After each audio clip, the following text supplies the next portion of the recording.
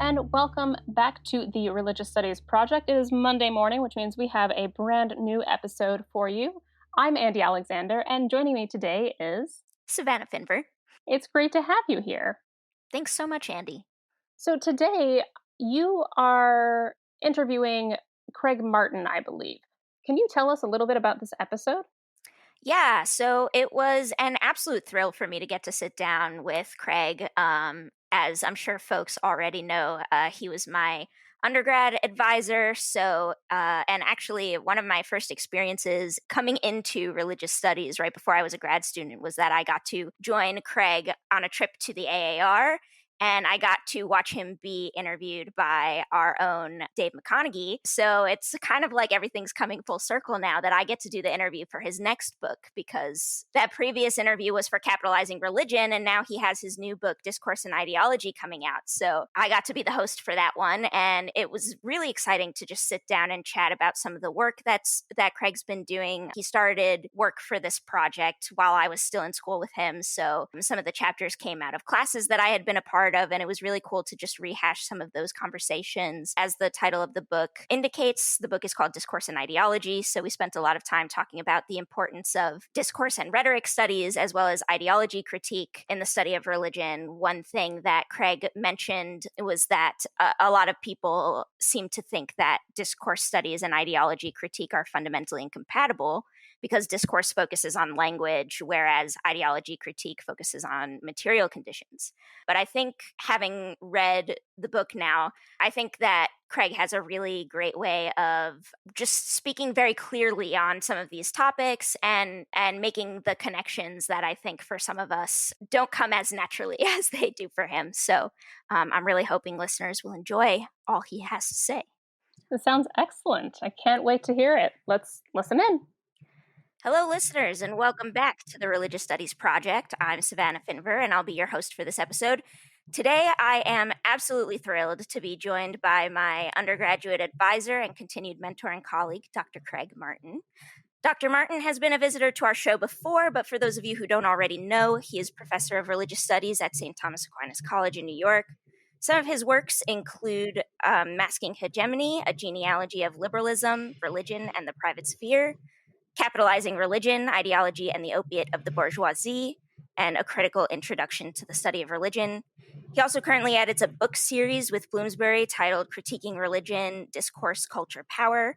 And today we're here to discuss his forthcoming book, or at least forthcoming at the time of this interview, Discourse and Ideology, a Critique of the Study of Culture, to be published with Bloomsbury in November of this year, 2021. Thank you so much for joining me today, Dr. Martin, and congratulations on the release of your new book. Thank you. I'm pretty excited about this one. Yeah, I am too. Let's dive right in. And I think the first thing I want to focus on here for our discussion today is the title of this newest book. Once again, it's Discourse and Ideology, a Critique of the Study of Culture. I think one of the first things that might be on our listeners' minds is that this doesn't really sound like, a typical title that you might find in religious studies, as opposed to, for example, Capitalizing Religion, your previous book. I was wondering if you could walk us through how you came up with your idea for Discourse and Ideology and how you envision maybe some of its implications for religious studies scholarship going forward. Throughout my career, I have been doing what I consider to be discourse analysis and ideology critique. I have applied discourse analysis and ideology critique to forms of discourses that are about religions, right? Religious traditions, looking at, Christian rhetoric, Islamic rhetoric, or the discourse of religious studies itself, the world religions paradigm, things like that. But I wanted to lay out a comprehensive defense of how best to go about this approach, especially because for most listeners, I hope that when they hear discourse analysis, that they think Foucault. There is a long tradition of people who do discourse analysis who say, well, you can't do ideology critique and discourse analysis at the same time. Because after Foucault, and Derrida and other post-structuralists, the view is that you can't make claims about ideology, because to make a claim about ideology says that this is a false view of the world in contrast with the world as it really is. And after, post-structuralism, we don't have a justification for saying this is how the world really is. So you can do discourse analysis, but you can't contrast one account of the world with another because you don't have a reality to contrast it with. I don't think that this is the case. I think that claim about ideology critique misunderstands Foucault's criticism of ideology. To be fair, he does systematically criticize the concept of ideology in his writings, especially in the 70s. But I don't think that the conclusion that most people arrive at is the one that he arrived at or that he would want his readers to arrive at. So, sitting back, right, how can we do both discourse analysis from a post structuralist perspective and also hang on to ideology critique at the same time? And so people have pressed me on my scholarship, right? How can you claim to be doing ideology critique? Well, I have an answer, but I had not formulated it or put it down in writing, and I wanted to do that to offer a systematic defense of how we can do both. I think that this approach, right, is not relevant only to religious studies, right? That discourse analysis and ideology critique can be applied to quote unquote religious discourses, but it can be applied to any kind of discourse: nationalist discourse, racist discourse, sexist discourse, etc. So I think that the book defends discourse analysis and ideology critique. I hope that people in religious studies will find it useful for analyzing religious traditions or the academic study of religion, but I don't see it as necessarily just about religion. It could be applied to any kind of approach. The other thing that I think I want to point out is the emphasis on post-structuralism in the book. I I say this in the preface. I kind of consider myself lucky to have gone to grad school at a time where I could still take classes on post-structuralist thinkers. I took classes like Derrida and Lacan, Freud and Jung, Heidegger, Kant's First Critique, took multiple classes on Hegel and German idealism. Those are important as sources for post-structuralist approaches. So I was deeply trained in post-structuralist literature. However, when I read contemporary scholars talking about post-structuralism, most of the time I feel like they turn post-structuralist into a straw man or straw women, that they misconstrue what people like Derrida, Foucault, and Judith Butler were actually saying. And I find this infuriating that that's a great critique if only they had actually said this thing that you're critiquing them for.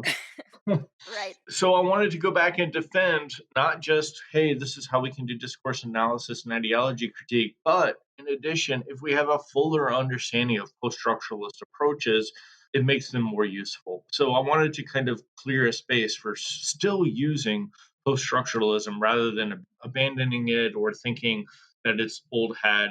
That was, stuff that they were doing in the 70s, 80s, and 90s, and we can throw that out and return to talking about the real world now. I think that there's still a great deal of value for us to learn from post-structuralist approaches, and in addition, from their philosophical sources like Heidegger and Husserl and Hegel. So I wanted to kind of outline this is where these folks were coming from, and these idiotic things that you accuse them of saying, they never actually said. So I think that to understand this book, on the one hand, I want to defend discourse analysis and ideology critique from a post-structuralist perspective. And in addition, I just want to defend post-structuralism against caricatures of it. I think in reading the manuscript over in prep for our interview today, I think that was one of the things that stood out to me, was just how clearly you were able to outline some of the main ideas, I guess, main thoughts of some of these major thinkers. And even as a graduate student myself, I can say, like, we don't even scratch the surface of many of these people.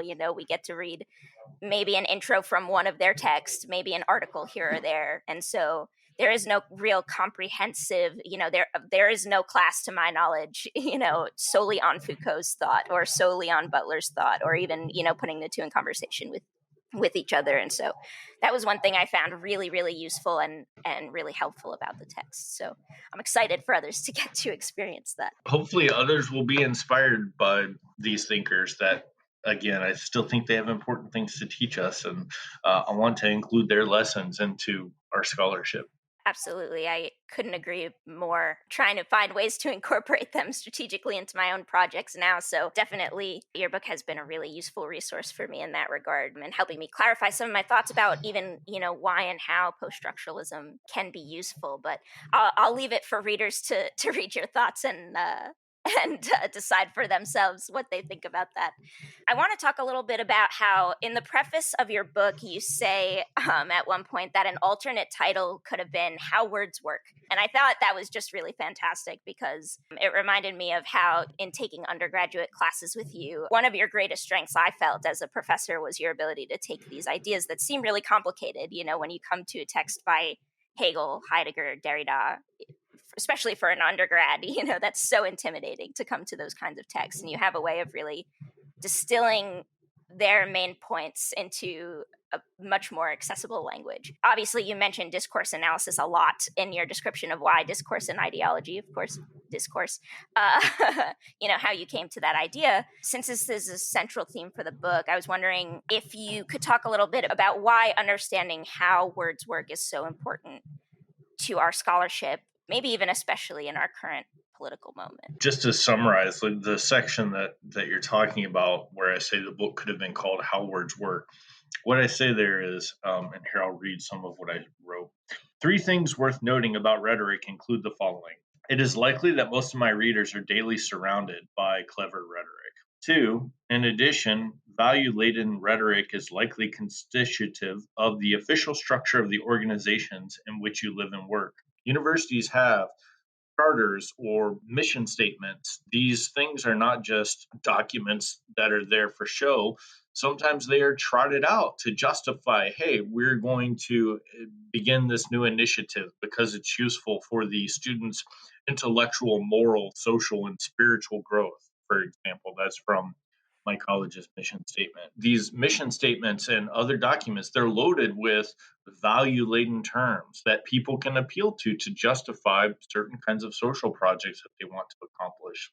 And then I say 3, those readers situated in a university context likely produce such rhetoric themselves on many occasions, using lofty terms with positive associations such as critical thinking, justice, sustainability, or mental health. These are all value laden words, but they're ones that we use regularly. At my college, we have attempted to increase the number of mental health resources for students and to persuade the administration to take that seriously. We have to use rhetoric, we have to use value laden terms. We have to talk about the students' moral, social, and spiritual growth, for instance. Not that I would use those particular ones, but we have to use rhetoric like that to persuade the administration to take seriously the fact that maybe we shouldn't punish our students for having mental health issues, but rather to help them. The thing that we're using rhetoric in that situation is not a criticism. It's just an acknowledgement of this is how the world goes around. People use rhetoric to persuade other people. And if you want to understand how the world goes around, you should be really sensitive to how do people use value laden rhetoric? How do they use value laden words? The book is very much about how do people use words? How do those words have positive and negative associations built into them? And how do they use those kinds of words to tell stories that persuade other people to take seriously some certain social agendas and ignore others? The last chapter is a case study that attempts to apply the method of discourse analysis and ideology critique to racist discourses in the US, specifically PragerU. For those of you who don't know, PragerU is a propaganda institution. They produce 5-minute videos on the internet. A lot of them are on YouTube, and they also have them on their own website. They do these 5-minute conservative propaganda videos persuading people to adopt conservative values. And I point out that they systematically portray blacks in America negatively, right? That they talk about black on black crime. They talk about how African American families, the fathers leave them so that they have these single parent families. Or they emphasize the myth of meritocracy. Well, if only they worked hard, they could succeed. It's not surprising that those family members of mine who watch those videos over and over and over again, they come away with a lack of sympathy for African American poverty in our country, right?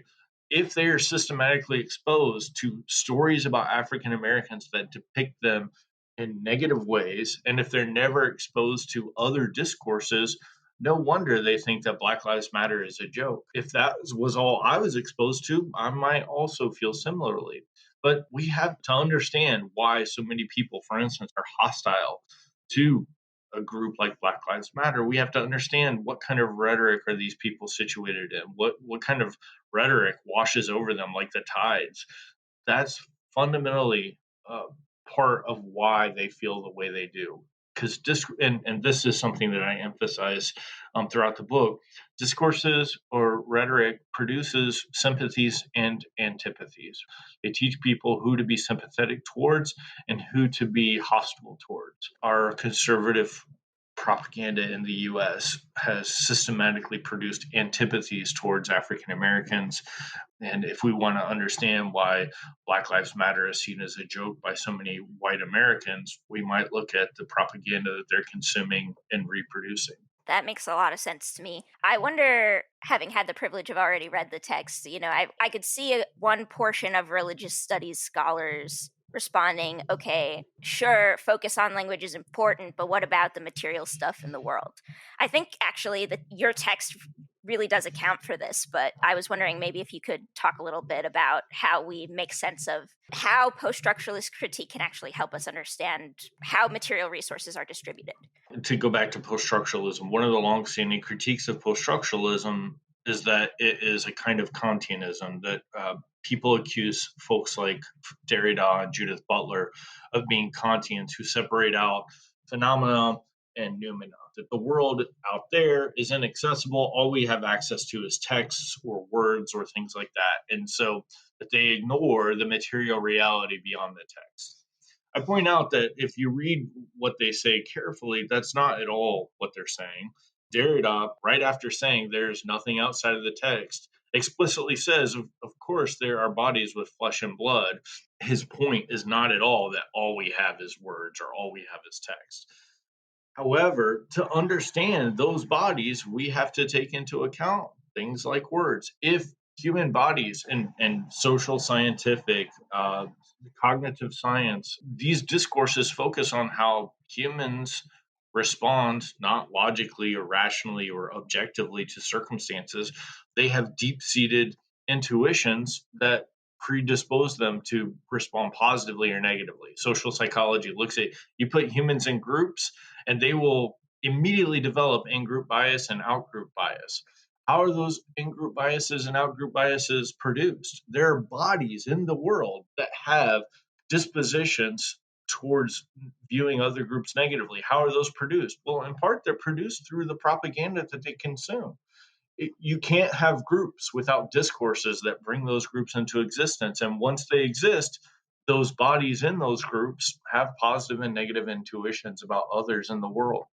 So if we want to understand why do people have positive gut reactions or negative gut reactions in their bodies with their emotions, we can't account for that without in part taking account of the discourses that build the communities or social groups that they reside in. I think a part of what I was thinking too as I was listening to you respond was just that makes sense to me in terms of why discourse analysis and ideology critique have to be used together, right? That ideology critique in part is what accounts for the material conditions where discourse analysis focuses on language.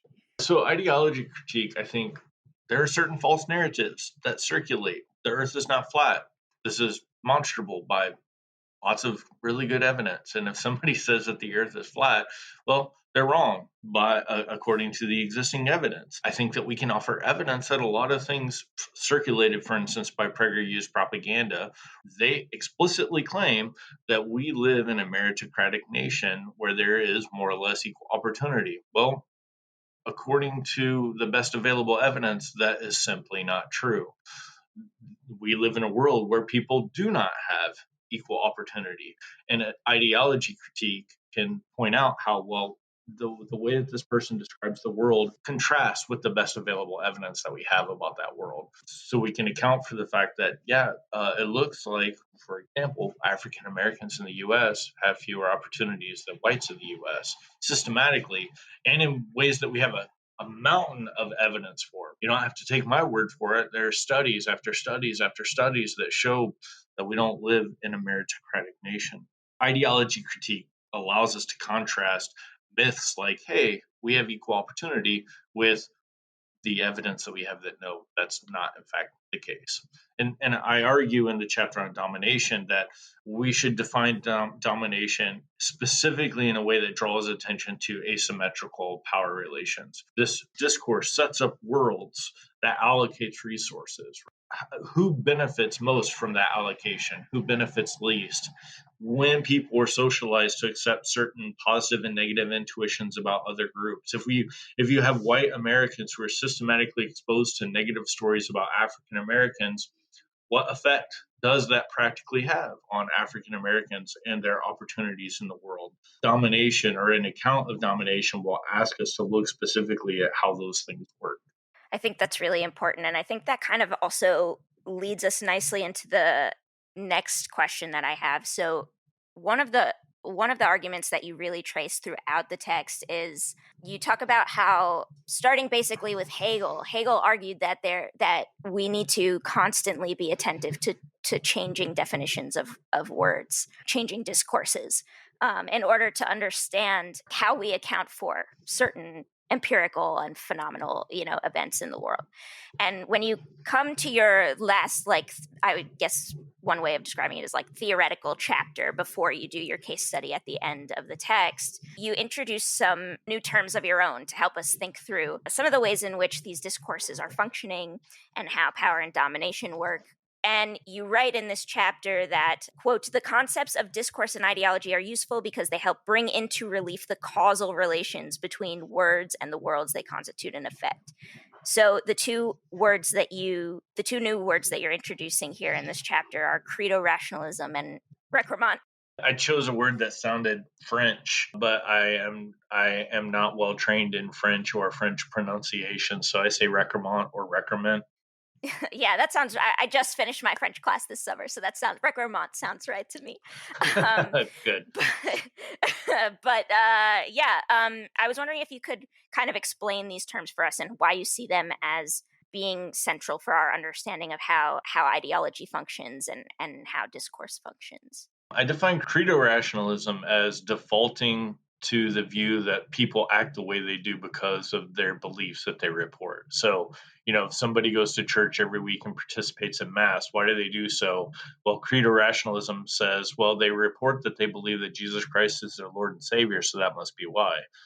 Credo rationalism defaults to the thing they said they believe is the best explanation for why they behave in these ways. I want to accept that perhaps people behave the way they behave because they hold these beliefs, which they report to others, but that may not always be the explanation for their behavior. There are lots of social scientific studies that show maybe people participate in groups not because of their beliefs about gods and goddesses, but because those groups perform useful social functions for them. So growing up, I was deeply involved in my church. Looking back, I think that that's in part because I was kind of a social outcast at school. It was hard for me to find a home and a welcoming group of people to feel at home with at school because I was a nerd and a weirdo. Church, they can't turn you away. So I was deeply involved in a lot of church activities, deeply involved in my youth group, etc. Maybe it was because I believed Jesus Christ was my Lord and Savior. Maybe it was because I needed somewhere to be surrounded by people who welcomed me and made me feel comfortable and at home. Which is the explanation, the social scientific explanation, or the explanation that I provided at the time, which is I believe, in Jesus, etc., etc. Credo rationalism defaults to, well, Craig must have gone to church because he believed in Jesus. I want to say, well, maybe sometimes there are better explanations than the ones that people give for their own behavior. Credo rationalism is one term, and I contrast it with recrement. Recrement, as I define it, is, to put it crudely, recrement is like bullshit. People produce bullshit all the time. why do they bullshit other people? It's not because they believe they're bullshit. Credo rationalism is not very good at explaining why people produce bullshit. It's much easier to understand bullshit by looking at, well, what do they want to accomplish? If they want to make sure that they make this sale, um, understanding the fact that they need to make the sale to get paid might be a better explanation than they really believe that this car is in excellent condition. So, Recremont, people produce discourses that serve certain social functions for them. That's how I define Recremont, is discourses that serve a social function. I give an example in the chapter from a silly NBC sitcom called Superstore, which is about some people who work at a place that's basically like Walmart. And there's a woman who has a crush on one of her coworkers, but he's actually a subordinate. She misinterprets a bunch of social signals he sends her way, so she thinks that the crush is reciprocated. She comes to him in one episode and says, "You won't believe it. The company policy has changed. And now, instead of forbidding supervisors from dating subordinates, it's now just strongly discouraged. So we can pursue our love together." And this young guy is not at all interested in her, doesn't have remotely any kind of crush on her, and is in fact probably turned off by her in a number of ways. So he hems and haws for a minute, and then he says, "Well, but the policy does strongly discourage it, so we can't do it." A couple episodes later, he dates another supervisor that he is in fact attracted to. Right. So how do we understand what he said? Did he really not want to date her because the policy strongly discouraged such relationships? Well, then it would be hard to explain why he immediately dated somebody else who was his supervisor. It makes much more sense to say that was bullshit that he gave on the spot to avoid being honest with this woman that he wasn't attracted to her. We produce rhetoric like this all the time. All faculty at colleges write reports about how they've met the assessment standards that they set for themselves. And I'm guessing that probably a good half the faculty think that those assessments are bullshit, that they are superficial and well, I won't go into a rant on assessment, but we produce assessment reports not because we think that they are useful and that we believe the content that we put in assessment reports, but because that's what's minimally required for us to keep our jobs, that we have to produce a report that says we met the assessment measures that we set for ourselves. That's our life from top to bottom, is producing discourses that persuade other people to let us do what we want or leave us alone or make sure that we get paid. Sometimes perhaps we say things because we do truly believe them. Sometimes we say things because we have an internal lawyer that says, look, if you want to close this case, you need to say X, Y, or Z to get done. I think that a great deal of what we call, quote unquote religious discourse is not necessarily strictly believed, but is recrement, said by people who want to accomplish something socially. Maybe I said I believe in Jesus Christ as my Lord and Savior because I wanted to accomplish joining a group that made me feel welcome. And maybe my discourse would be understand not as simply expressing a belief, but as accomplishing something for me as a 16-year-old weirdo. In a sense, this chapter on recrement is in part directed against cognitive science of religion as it exists in some corners of our field. This is probably a little bit unfair. I'm not super knowledgeable at cognitive science of religion. I've read a good bit, but not a ton, and I'm not an expert on it by any means. But a lot of the cognitive science of religion literature focuses on why do people believe in gods and goddesses and angels and demons and other things that we don't have any evidence for, right? And they use this term minimally counterintuitive concepts, that maybe they believe in angels because the idea of an angel is minimally counterintuitive, and therefore it sticks in their mind because it's not too crazy distant from reality, but is unique and special enough to stick as an interesting idea. This seems to me like a terrible explanation of why people produce discourse about angels and gods and demons. It's not because these are interesting ideas that stick. And I give the example in the chapter on Recrement about witchcraft among the Azanda from E. Evans Pritchard's fantastic book on witchcraft in Africa, he points out that they believe in witchcraft, but they tend to only talk about witchcraft when they're pissed off about something, right? That some neighbor did something that offended them. So suddenly they're like, oh, I think that maybe my neighbor is a witch and he bewitched me. Well, those kinds of accusations are brought out apparently only when there's some sort of moral issue at stake in the community, and they can gain social standing over their neighbors by accusing their neighbors of being witches, and can get the whole community to be like, oh, yeah, we think he's a witch too, because his behavior is clearly unacceptable. The talk about witchcraft might not be motivated by, oh, why did my barn burn down? I can't think of any reason other than maybe a witch did it. I think that cognitive scientists of religion often think that religious people are just stupid, right? That, oh, I can't come up with any better reason, so it must have been witchcraft. Or maybe their behavior is better explained by they're really pissed at their neighbor for something their neighbor did, and therefore they called their neighbor a witch because that was successful in getting their neighbor to stop that behavior that was offensive to both him and the rest of the community.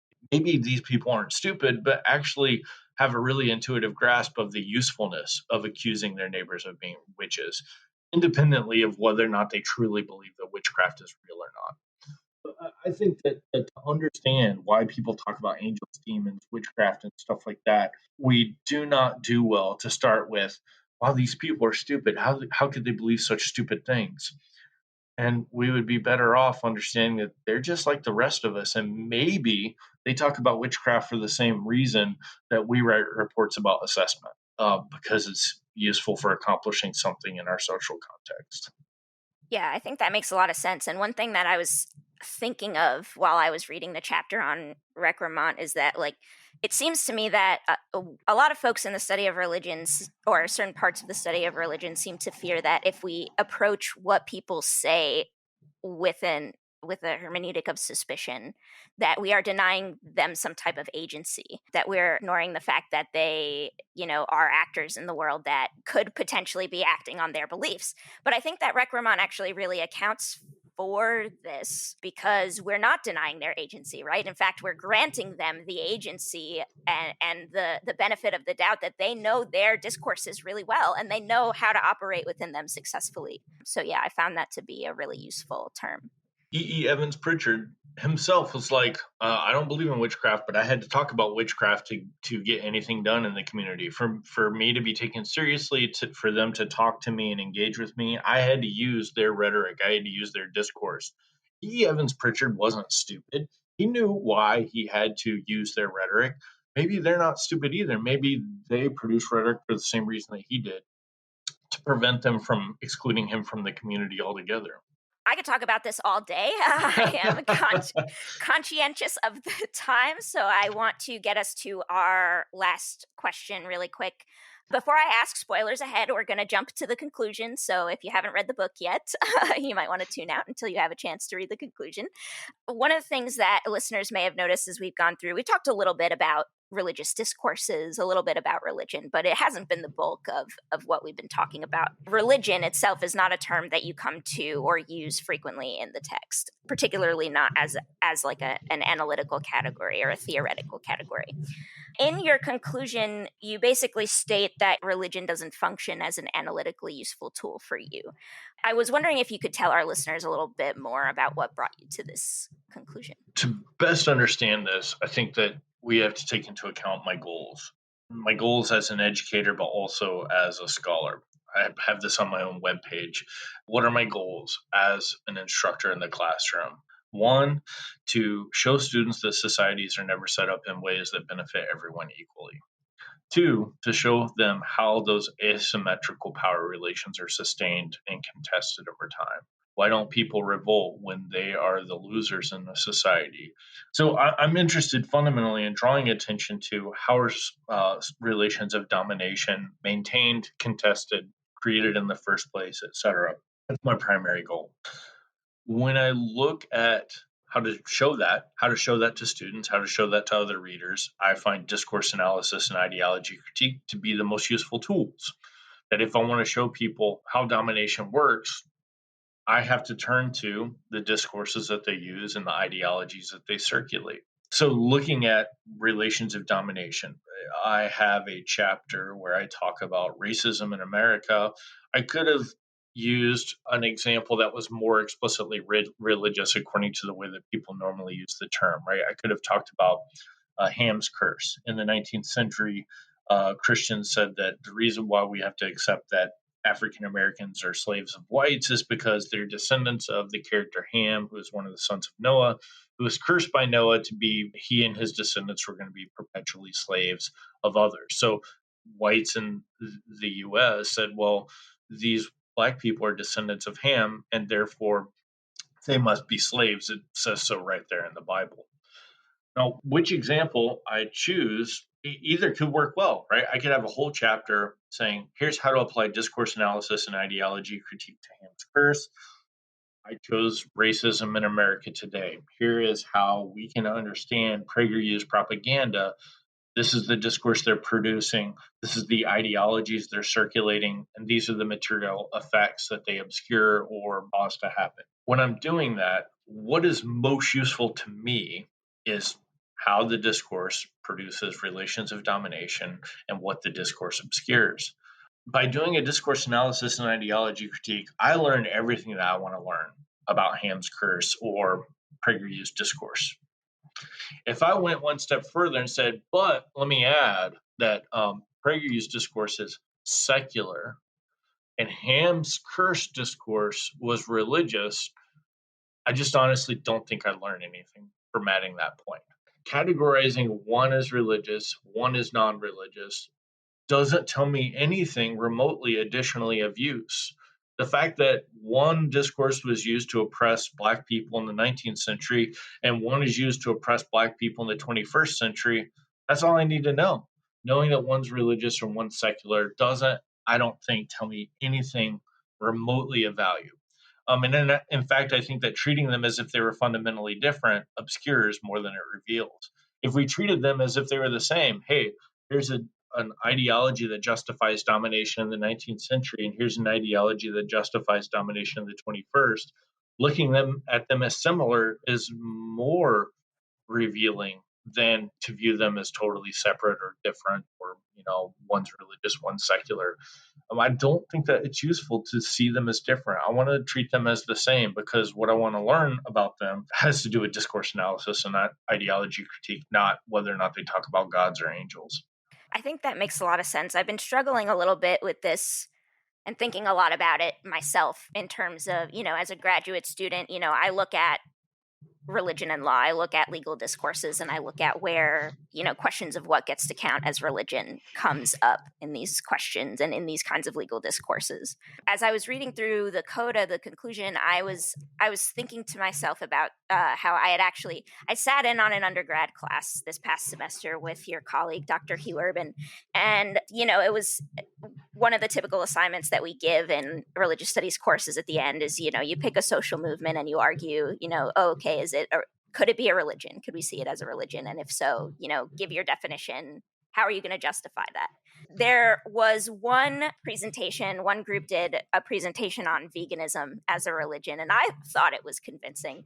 But I remember Dr. Urban saying something to the effect of I worry that we're turning everything into religion.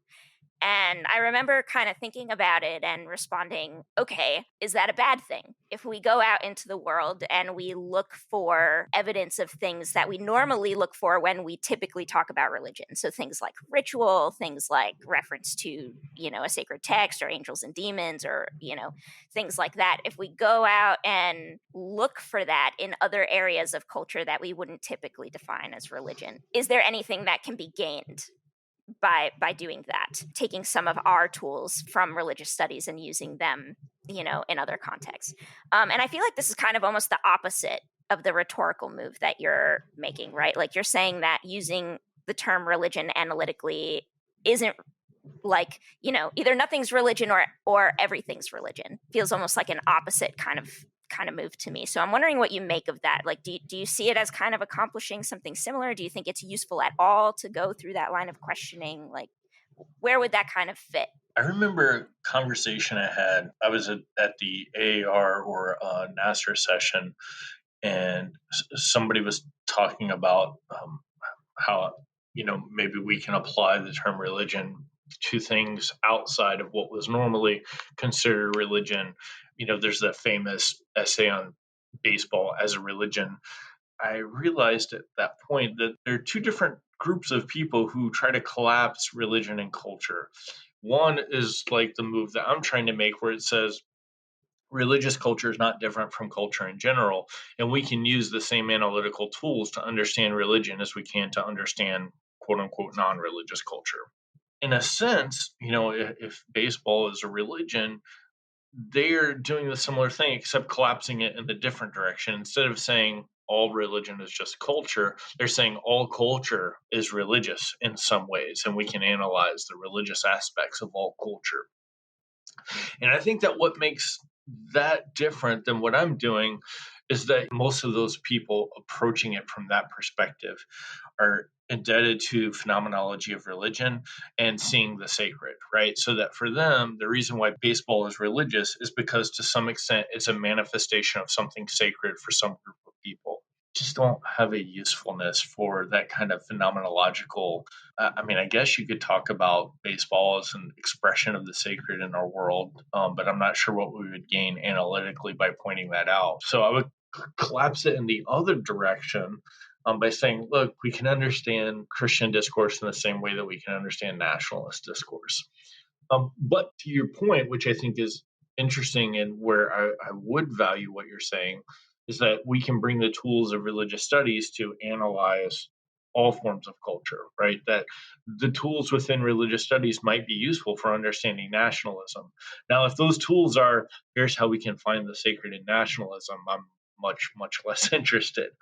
If we want to use the tools of religious studies in the sense that religious studies teaches us how to think critically about the cosmologies people create, how they imagine themselves in those cosmologies, the relations, positive and negative, those cosmologies set up between one group and another group. That kind of way of thinking about things might be very useful for understanding, for instance, American nationalism.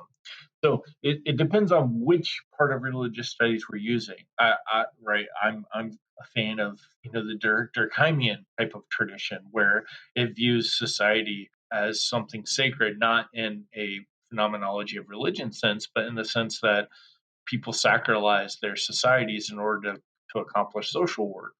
If we're taking Durkheim on religion to nationalism, two thumbs up. I can do that all day. If we're trying to find the sacred in nationalism or the sacred in baseball, I'll just pass on that. Maybe somebody else finds it useful, but I don't. I don't think that finding the sacred in baseball tells us anything about how groups maintain asymmetrical power relations, and that's ultimately what I'm interested in. That makes a lot of sense to me. I have been sufficiently persuaded by this conversation. I will leave it up to our listeners to decide how they feel. Dr. Martin, thank you so much for joining me today. I've had a ton of fun. I hope you have as well. Thank you for having me. This is, I think, my third time being on the Religious Studies Project. You guys are great, and I really appreciate you having me back. Thank you. We're so excited to have you, and hopefully we'll have you again in the future for some episodes of Discourse as well. Just want to remind listeners before we let them go that your book, Discourse and Ideology, A Critique of the Study of Culture, is coming out with Bloomsbury, November 2021. So don't miss it. And thank you again, Dr. Martin. Thank you. Thanks so much, Savannah, for that great interview. And thanks to Craig Martin for joining us here today at the Religious Studies Project. And a special thanks to you, our listeners, for sticking around for the episode. And don't forget that Craig Martin's new book, Discourse and Ideology, A Critique of the Study of Culture, will be coming out in the next couple of weeks. So be sure to check it out. And if you've enjoyed this episode, please head over to social media and let us know what you thought. We'd love to hear your comments and questions and ideas. You can find us on Facebook, Twitter, or Instagram and continue the conversation there. We'd love to chat with you about the episode. And be sure to head to our website at religiousstudiesproject.com where you can find a transcript of this episode. And of course, we're appreciative of any support that you're able to give. You can sign up for monthly donations as little as $1 a month at our Patreon account. at patreon.com/projectrs, or you can give us a one-time donation on PayPal. You can also use our Amazon affiliate links the next time you're shopping for anything on Amazon, and a small portion of your purchase will be donated to us here at the RSP. And until next time, all that's left to say is thanks Thanks for for listening. listening. The RSP is sponsored by the BASR, NAASR, and the IAHR, and is produced by the Religious Studies Project Association, a Scottish charitable incorporated organisation. Find out more at religiousstudiesproject.com. Brought to you by editors Andy Alexander and David McConaughey and founding editors Chris Cotter and David Robertson. Our features are edited by Savannah Finver and our Opportunities Digest by Ella Bach. Audio editing by Alex Matthews, video editing by Alison Isidore, podcast transcription by Jayden Bartasius, and social media managed by Candice Mixon. Don't forget, you can support the project by using our amazon.com, .co.uk and .ca links, or donating at patreon.com/projectrs. And you can find us on Facebook, Twitter, Instagram, YouTube, iTunes, and all other portals. Thanks for listening.